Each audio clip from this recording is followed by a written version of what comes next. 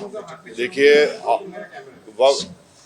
मैं यहाँ पर all India Muslim personal law board ने कल परभनी में जो हमारे पूरे मुल्क में इस वक्फ अमेंडमेंट एक्ट के खिलाफ जो एक प्रोटेस्ट का ऐलान all India Muslim personal law board ने किया, कल हमारी एक बहुत कामयाब पब्लिक प्रोटेस्ट मीटिंग हुई परभनी में, और इसीलिए हम यहाँ पर औरंगाबाद भी आए थे आपसे उनसे मिलने के लिए। अब आपको सवाल है तो पूछिए, और पूरा तफसील प्रोटेस्ट का प्रोग्राम जनरल सेक्रेटरी साहब कासिम रसूलुल्लाह साहब आपको बताएंगे। अभी जो भारत पाकिस्तान का जो मसला चल रहा है, युद्ध होने की कगार पर सब आ चुका है, क्या भूमिका है? नहीं, देखिए, ऐसा मत बोला करिए आप और हम जाके युद्ध नहीं लड़ने वाले हैं, वो सरकार तय करेगी, और हमको ऐसा लूज टॉक नहीं करनी चाहिए, ये गवर्नमेंट तय करेगी। मगर हमारा एक ही गवर्नमेंट से डिमांड है कि ये जो मोदी सरकार की जो डिटेरेंस पॉलिसी है उसको दोबारा उनको देखने की ज़रूरत है, क्योंकि सर्जिकल स्ट्राइक हुआ और फिर बालाकोट हुआ, और देश को ये बताया गया था कि अब इसके बाद ये लोग इस तरह की हरकत नहीं करेंगे, मगर फिर कर रहे हैं। और रीसी एक मुकाम है वैष्णो देवी के पास, पिछले साल जुलाई में 60 टूरिस्ट को मारे थे वहां पे। तो ये डिटेरेंस पॉलिसी देखने की जरूरत है, और ऑल पार्टी मीटिंग में पूरे अपोजिशन ने गवर्नमेंट को कहा कि आप एक्शन लीजिए, जो आप सही समझते हम सपोर्ट करेंगे, ताकि मरने वाले परिवारों से इंसाफ हो सके और ये दोबारा ऐसी हरकत नहीं होना। तो हम लोग तो पूरा गवर्नमेंट को सपोर्ट करें कि वो क्या एक्शन लेंगे, वो गवर्नमेंट बताएगी, हमको नहीं मालूम, आपको मालूम, गवर्नमेंट तय करेगी। मगर हमारा मानना यह है कि पाकिस्तान में ये मौजूद हैं, ये टेररिस्ट, उनको वहीं से सपोर्ट किया जाता, उनको तैयार किया था, फाइनेंस किया जाता, और अनफॉर्चुनेटली वो बॉर्डर क्रॉस कर किया है, पहलगाम तक आ गए। तो और चाहे 26/11 का हो, पाकिस्तान से आए थे, उस वक्त भी वो लोग डिनाई किए, पहले हम नहीं किए। जब अजमल कसब पकड़ा गया तो उनको एक्सेप्ट करना पड़ा। तो अब गवर्नमेंट क्या एक्शन लेगी वो गवर्नमेंट के ऊपर है, गवर्नमेंट वो तय करेगी, हम तो नहीं बोल सकते। मगर इनके खिलाफ तो ये हमारा मानना ये है कि ऐसे टेररिज्म को रोकने की ज़रूरत है और सख्त कार्रवाई करने की ज़रूरत है, क्योंकि कोई भी, आपको तो पहले किसी को जान लेने का इख्तियार नहीं है, दूसरा आप हमारे वतन में आकर आप जो इनोसेंट टूरिस्ट हैं उनका समुदाय पूछकर, उनका रिलीजन पूछकर उनको गोली मारना, ये बदतरीन हरकत है ये। और पाकिस्तान इन चीज़ों को रोकना ज़रूरी है। पाकिस्तान ये समझना ज़रूरी है कि आप किस देश के खिलाफ ये कार्रवाई कर रहे हैं।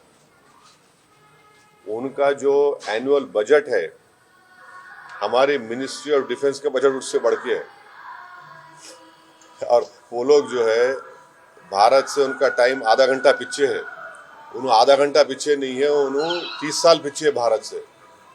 और वहाँ के जो पॉलिटिशियन जो ये क्या बोलते, बड़बड़ापन बोलते हैं ना, ये बकबक कर रहे हैं ना, मत करो ऐसा। आप ये ठीक नहीं है। आपके घर में आप इन शैतानों को पाल रहे हैं। आपके पास बलूचिस्तान का मसला है, आपका टीटीपी का मसला है, आप उसको देखो। आप क्या बना सकते हैं वहाँ पे? दवाएं नहीं बना सकते, मलेरिया की दवा नहीं बना सकते, तुम क्या बात कर रहे हैं आप? तो ये इस तरह के जो बातें कर रहे हैं लोग, ये ठीक नहीं है। सिंधु का पानी जो सिंधु नदी का पानी जो है रोकने का निर्णय भारत सरकार ने लिया, उसको उत्तर दिया कि हम बम डाल देंगे जो मुद्दों है। दोनों मुद्दों को कैसे देखिए, वो उन्होंने जो है अभी राजनीति में आए हैं, उनको ये सोचना पड़ेगा कि उनकी अम्मा को किसने मारा। टेररिज्म तो मारी ना उनकी वालदा, उनको अगर वो समझ में नहीं आ रहा तो क्या समझाएंगे उनको भी? भाई, जिसकी माँ को उसी के होम ग्रोन टेररिस्ट ने मार दिया, तो वो बात समझो ना तुम। आपकी माँ को जब गोली मारा तो टेररिज्म है, और हमारे बेटियों को, माओ को जो मारे, टेररिज्म नहीं है क्या वो? तो उनको समझने की जरूरत है बात को। तो जहां तक इंडस वाटर ट्रीटी का सवाल है, देखिए, ये वर्ल्ड बैंक ने एग्रीमेंट करा था 1960 में, मगर अब गवर्नमेंट डिसीजन लिया, ठीक है, मगर हम पानी कहाँ रखेंगे? पानी कहाँ रखते भाई, पानी रखने की जगह भी तो ना अपने को, तो हमको वो पानी स्टोरेज की जगह बनाना पड़ेगा, मतलब पानी तो जाना पड़ेगा। तो वो गवर्नमेंट डिसीजन लिया है, ठीक है, हम उस पर गवर्नमेंट का फैसला है, कैबिनेट कमेटी ऑन सिक्योरिटी में गवर्नमेंट डिसीजंस लिए, हम उसको मानते हैं। देश में हिंदू और मुस्लिम में झगड़ा लगाने के लिए समुदाय पूछकर मारा गया, ऐसा लगता है? बिल्कुल बिल्कुल, देखिए वही तो हम कह रहे हैं कि आईएसआई हो या आईसिस हो, आईसिस खुरासान हो, या फिर आपके जो डीप स्टेट है या एस्टेब्लिशमेंट है पाकिस्तान का, वो तो यही चाहते हैं कि इस देश में हमेशा के लिए हिंदू मुसलमानों के झगड़े चलते रहें। तो इसीलिए उन्होंने हरकत की, और उनका वहाँ कश्मीर में जाकर नॉन मुस्लिम को, हमारे हिंदू भाई बहनों को मारने का मकसद एक ही था कि कश्मीर को ये बताना चाह रहे थे कि यहाँ कोई नॉन मुस्लिम नहीं आ सकता, तो उनका मकसद वही है। तो हम पूरे देशवासियों से अपील कर रहे हैं कि आप ऐसे वक्त पे, अपनी पॉलिटिकल डिफरेंसेस होंगे, मगर आप उन लोगों को कामयाब होने मत दीजिए जो इस देश को कमजोर करना चाहते हैं, इसकी यूनिटी को कमजोर करने करके। कश्मीर पर जैसा कि नाम लेकर मारा गया कहा जा रहा है, उसी तरह से अब मुल्क में हिंदू मुस्लिम किया जा रहा है। बीजेपी रिजवान जो है वो नाम लेकर पूछ कर मार रहे हैं। दादर का वाकया सामने आया। तो ठीक है, वो जो कर रहे गलत कर रहे, वो लोग मुल्क के मुफाद में काम नहीं कर रहे, हम उसका मजम्मत करते, कंडेम करते हैं। अब आपके ही डिप्टी चीफ मिनिस्टर महाराष्ट्र के, वो खुद बोल रहे कि वो जो बच्चा जो जान दे दिया अपनी, आदिल, वो तो अपनी जान दे दिया ना। वो कहाँ देख रहा था कि मुसलमान है हिंदू, देख रहा, इंसान को देख रहा था। वो जान बचाने के लिए वो टेररिस्ट से वेपन छीनने की कोशिश किया, उसको मार दिए। तो ये जो, अगर हमारे देश में से कोई कर रहा है गलत है, ये इसको हम कंडेम करते हैं। सरकार ने जो अल्टीमेटम दिया था कि जितने पाकिस्तानी उनको पाकिस्तान भेजा जाए, वो चले जाए, मगर यहाँ की राज्य सरकार में जो है देवेंद्र फडणवीस बोल रहे कि पूरे गए, और एकनाथ शिंदे जी बोल रहे 160 अभी बाकी है। मेरे को नहीं मालूम भाई, तो गवर्नमेंट बोलेगा। युद्ध कितना मुझे बढ़ना पड़ेगा भारत में? अरे भाई, अभी गवर्नमेंट को छोड़ो ना, ऐसा लूज टॉक मत करिए। गवर्नमेंट का डिसीजन होगा, गवर्नमेंट पूरा सोच के फैसला करेगी। नहीं, सुनिए, एक मिनट सुनिए, गवर्नमेंट क्या करेगी नहीं करेगी वो गवर्नमेंट तय करेगी। हमारा बोलना, अपोजिशन कहता है कि आप इस पर स्ट्रांग एक्शन लीजिए, ये खत्म होना ये चीज। अब वो कैसा एक्शन लेंगे, क्या लेंगे, गवर्नमेंट पे तो थोड़ा आपको तो उनको उन पे छोड़ना पड़ेगा ना। अब ये टीवी चैनल पे एंकर बैठकर ऐसा बोल रहे, ऐसा होगा ऐसा, अरे भाई ये मजाक है क्या? ये ऐसा गवर्नमेंट तय करेगी, क्या डिसीजन होगा वो तय करेंगे। मगर हम, मेरा डिमांड ये है कि पाकिस्तान को फिर से FATF की ग्रे लिस्ट में लाना जरूरी है। फाइनेंशियल एक्शन टास्क फोर्स में उनको ग्रे लिस्ट में लाए। ग्रे लिस्ट में लाए तो उनको, ये देखिए, इलीगल पैसों से फाइनेंस करे टेररिज्म ये लोग, कोई वाइट का पैसे नहीं, कि इलीगल पैसे से। तो FATF की दोबारा लिस्ट की ग्रे लिस्ट में पाकिस्तान को डालना जरूरी है। हम डिमांड करेंगे ये गवर्नमेंट से कि उनको FATF के ग्रे लिस्ट में डालो आप, तभी जाकर उनका होगा। और हम लोग पूरा उन पर साइबर अटैक करना, हमारे पास एथिकल हैकर्स है, हमारे पास नेवल और एयरफोर्स ब्लॉकेट कर सकते, इंटरनेशनल लॉ में कर सकते हम। और अगर कल कोई एक्शन गवर्नमेंट लेगी तो यूनाइटेड नेशन का कानून है आर्टिकल 51, जो सेल्फ डिफेंस में आपको राइट देता, और नॉन स्टेट एक्टर्स के खिलाफ भी आप एक्शन ले सकते। तो ये सब चीजें हैं।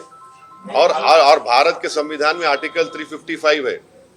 355 के तहत कोई स्टेट में अगर एक्सटर्नल एग्रेशन होता तो सरकार की जिम्मेदारी उसको रोकने की। शहीद अफरीदी ने ऐसा स्टेटमेंट किया है, भारत भी अपने लोगों को मारता है और फिर बाद में हमारे ऊपर नाम लेता है। कौन है जी इन्हें? शहीद अफरीदी कौन है इन्हें? नाटक है क्या ये? छोड़ो ना, तुम क्या जोकरों का नाम ले रहे मेरे सामने, छोड़ो ना इन लोगों को। क्या बार उनको जो प्रोटेस्ट करने जा रहे हैं कैसा है उसका? हाँ, बहुत अच्छा है। कल परवनी में इतना शानदार मीटिंग हुआ, आप नहीं देखे फोटो? देखिए ना फिर। तो क्या आइडिया है आगे? अब वो सब हमारे सदर साहब आए हुए हैं, आपको तफसील सुनाएंगे। मगर हमारा, देखिए, आपको हम समझा रहे, पंढरपुर की मंदिर है, पंढरपुर की मंदिर में ट्रस्टी कौन हो सकता है बोलो आप? हिंदू हो सकता ना, नॉन हिंदू नहीं हो सकता ना। अब उसमें आप हम कोई बोले नहीं नॉन हिंदू को बनाओ, वो तकलीफ होती नहीं होती? हम भी वही बोल रहे हैं, वक्फ बोर्ड में क्यों आप बनाना चाह रहे हैं नॉन मुस्लिम को? आपका उधर फेथ है, आपका मामला है, तो हमारा भी तो है ना। हम कहाँ अलग है? रिलीजन है ना, वो रिलीजन है तो हमारा भी तो रिलीजन है। आप पंदरपुर में अगर नॉन हिंदू को नहीं बना सकते तो वक्फ बोर्ड में कैसे बनाएंगे आप दो को, या पूरा मेजोरिटी बना सकते? क्या बोलो आप? बनाया नहीं जाता, लेकिन प्रावधान तो है, बन भी सकता अरे क्या बन सकता नहीं, है। कानूनी बंदी तो नहीं है, सुनिए बन सुनिए, सकता। देखिए आपको नहीं मालूम, मैंडेटरी 2 को बनाने का है और दूसरे सेक्शन में रिलीजन न्यूट्रल है, तो बढ़ के भी बना सकते हो लोग। 2 को तो मैंडेटरी बना ही नहीं, बना है नॉन मुस्लिम को, कैसे बनाएंगे आप? भाई मेरा आर्टिकल 26 के तहत मेरे को ये राइट है कि मैं अपने पसंद के रिलीजियस चैरिटेबल इंस्टीट्यूट को कायम करो, और वक्फ प्योर रिलीजियस इंस्टीट्यूशन है और हम उसको कायम करें, उसको एडमिनिस्टर करने का राइट आर्टिकल 26 मेरे को दे रहा है। मूवेबल इमूवेबल प्रॉपर्टीज लेने का राइट मुझे आर्टिकल 26 दे रहा है। आर्टिकल 14 का वायलेशन नहीं है कि आप वहां पे कर रहे और मेरे को बोल रहे ऐसा करो। आर्टिकल 15 का वायलेशन है, फ्रीडम ऑफ रिलीजन का वायलेशन है आर्टिकल 25 का। ऐसा कैसे होगा बताइए आप? और एक बात बताइए ना, आप लोग पूछते क्यों नहीं? आप लोग मीडिया वाले डर रहे कहीं को, मेरे को समझ नहीं आ रहा। महाराष्ट्र के ये कानून से भारत का सबसे बड़ा दौलतमंद जो आदमी है, जो खोजाओं के यतीम खाने पे अपना महल बना लिया, सेक्शन 2C के तहत वो मालिक बन गया आज की तारीख में।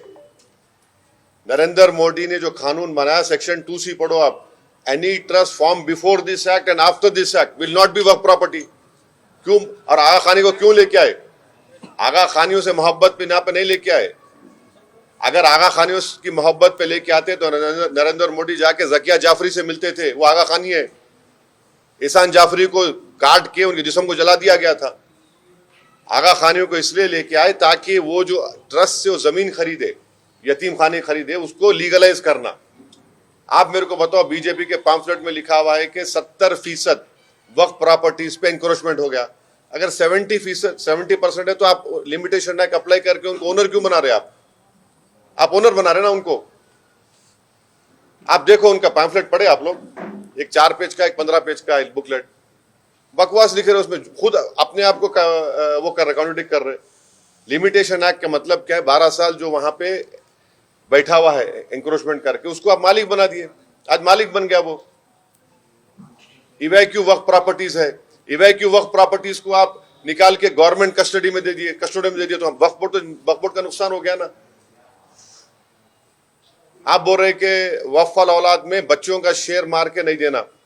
क्या आज हमारे भारत में हिंदू धर्म में अगर सेल्फ एक्वायर्ड प्रॉपर्टी होती है तो आप किसी को भी अपने, अगर आपके 2 बच्चे हैं तो आप किसी एक को पूरा दे सकते या मोहल्ले में किसी को दे सकते, मगर इस्लाम में हम 1/3 से बढ़ के नहीं दे सकते अपने बच्चों में से किसी को भी। विल पावर आपको है, और हम अगर मैं अल्लाह के नाम पे दे रहा हूं। अब मिसाल के तौर पर अगर कोई हिंदू अपना पूरी प्रॉपर्टी दान दे रहा तो उसमें पूछते क्या तू बच्ची का हक मार के दे रहा है? उन्हें बोला नहीं भाई, भगवान को दे रहा हूं, अल्लाह को दे रहा हूं, मैं मेरी प्रॉपर्टी है। संविधान में आर्टिकल 300A है, प्रॉपर्टी आपका है, मैं कुछ भी कर सकता हूं मेरे प्रॉपर्टी। आप बोल रहे नहीं, वो ऐसा नहीं कर सकते आप। तो ये इसमें ऐसे प्रोविजंस है इतने अच्छा, हम ये जो चला रहे ना प्रोपेगेंडा, बीजेपी हमको बताओ, एक सेक्शन बताओ उसमें जो प्रॉपर्टी तुम लैंड ग्रैबर से निकाल के लाके देंगे। तुम एक सेक्शन बताओ जो यहां से इनकम में इजाफा होगा, बताओ ना। 45 अमेंडमेंट्स है, कौन सा उसमें है बताओ जो मुसलमानों के मफाद में? आप तो लूटने के लिए लेकर आ रहे। सेक्शन 3D आप बना दिए, उसमें 3D का बोल रहे, क्या बोल रहे, जो आर्कियोलॉजिकल एंशिएंट प्रोटेक्टेड मॉन्यूमेंट है वो वक्फ नहीं रहेगा। क्या मतलब भाई? आपको मालूम औरंगाबाद आपके शहर में, यहां पर अपने क्या नाम था वहां से अफ्रीका से आए थे बादशाह का, मलिक अंबर का वो नहीं है, वक्फ नहीं रहा वो। उनकी समाधि, हाँ नहीं रही, वक्फ नहीं रहा वो। कैसा होता बोलो? वो सेक्शन 3D में आप बोल दिए मलिक अंबर की खबर आप वक्फ नहीं है, कैसा बोलेंगे भाई? कई शियाओं के इमाम बड़े हैं, 200 साल पुराने हैं, एंशंट है, तो आप बोल रहे नहीं वक्फ की नहीं रहती, कैसा होगा ये? अब आपका पंचक्की है, अब पंचक्की बोलेंगे नहीं है, दरगाह नहीं है, वो वफ नहीं है क्योंकि एएसआई का मॉन्यूमेंट है वहां पे। कि आप तो छीन रहे ना हमारे से, बचा रहे कहां आप? कौन सा सेक्शन है बताओ आप? अब आप बोल रहे कि 6 महीने के अंदर पूरा पोर्टल पे चढ़ाओ, कैसे चढ़ा 6 महीने में? बोलो आप, जो नहीं चढ़ाए वो वक्फ नहीं रहेगा। एक दूसरा मसला है एनसीईआरटी के अंदर से जो 7वीं की कक्षा अभी बस, अब वो बस मैं बस महत्व काय देश विदेशातील प्रत्येक घडामोडींचे लाईव्ह अपडेट मिळवण्यासाठी आता साम टीव्हीच्या सर्व सोशल मीडिया प्लॅटफॉर्मला लाईक, फॉलो आणि सबस्क्राईब करा. तसंच सर्व नोटिफिकेशनसाठी बेल आयकॉन प्रेस करायला विसरू नका.